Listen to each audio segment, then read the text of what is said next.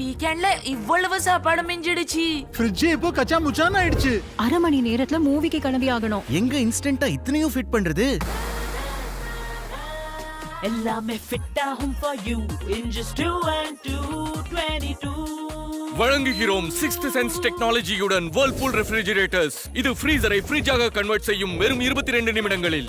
அப்ப எல்லாத்தையும் விட ஃபாஸ்ட் யாரு?